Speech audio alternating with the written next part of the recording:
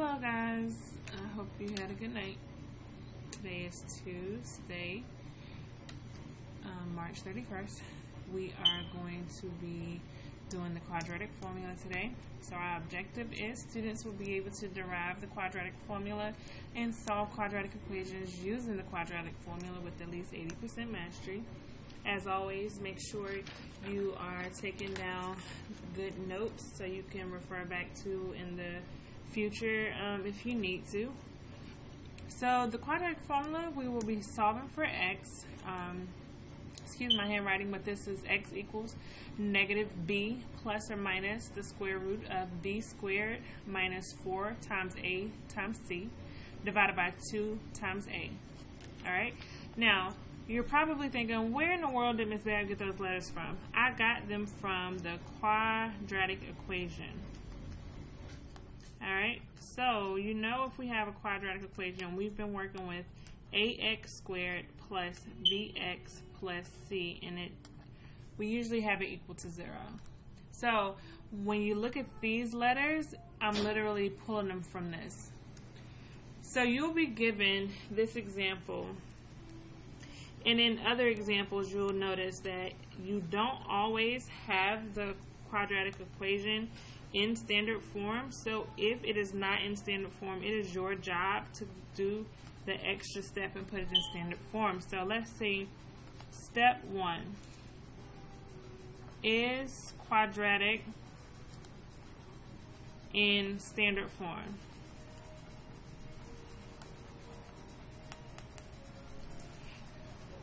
If you say no, then put it in standard form.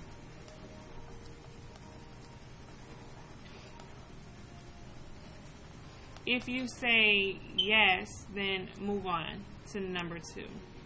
Okay? Alright, so standard form is ax squared plus bx plus c. So right now on this side of the equal sign, we only have the ax squared and the c. And on the right side of the equal sign, we have the b. So what I'm going to do is subtract 6x from both sides, because I want to move this to the left side. That's going to give me a 0. Negative 6x cannot be combined to x squared or to 3 because they're not like terms. So I'm just going to put it in the middle as a negative 6x plus 3. Now we have it in standard form, and this equation looks like this one. So we need to label our quadratic equation with the letters a, b, and c. When you do not have a number in front of a variable, y'all should know that that represents a 1. It's an invisible 1. So a here equals 1. B here would equal negative 6. Don't forget to bring the negative sign with you. And then C here equal to 3.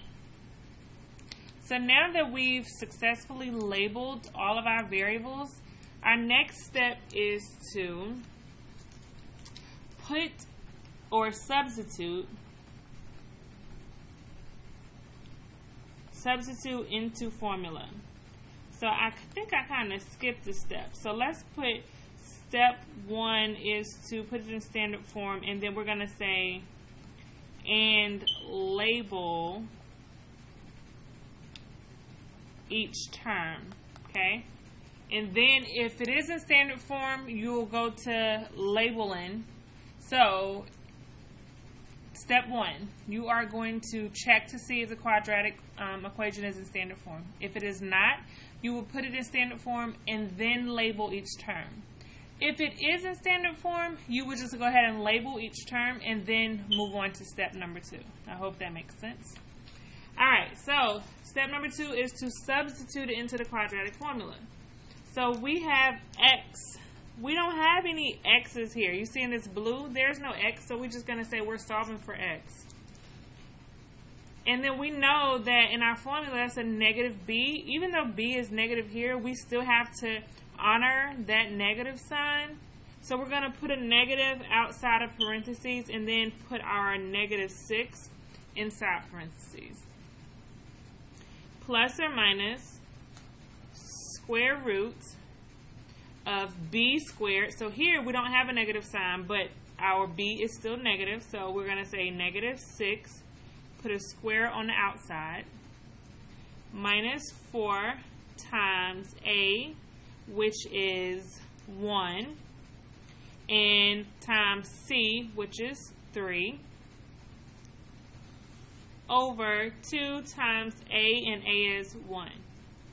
So if you were to put this in your calculator, you would definitely get the right answer. However, you have to show your work, so I am looking for a step-by-step transition. So now that I have this, I have a negative times a negative 6. We all should know that in front of that parentheses is going to be an invisible 1. So that's a negative 1 times negative 6, which is a positive 6, plus or minus. And now I'm going to do a step-by-step. So I have negative 6 squared gives me positive 36. And then I also will have a negative 4 times 1 times 3. And you can do it just like that. And it gives us a negative 12. So I'm going to put minus 12 over. And then 2 times 1 is 2. So we still have some work to do. We are not done.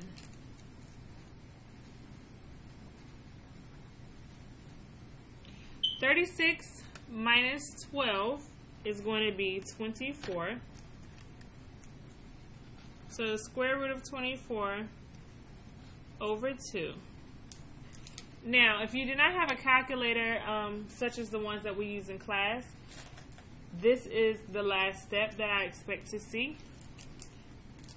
This symbol right here is plus or minus. Now, if you were able to find the square root of 24, then you would further simplify it. But because we know that you cannot find the square root of 24 without having a decimal, we're going to leave it how it looks right now. So this will give me x equals 6. I'm going to say plus the square root of 24 over 2 and x equals to 6. And now I'm going to say minus the square root of 24 over 2. That plus or minus is telling me that I'm going to have two answers. One is going to be positive and the other is going to have a negative sign. So let me go back and fill in my steps. So we're going to substitute into the formula. And then we're going to solve the equation. And the last step is to simplify if possible.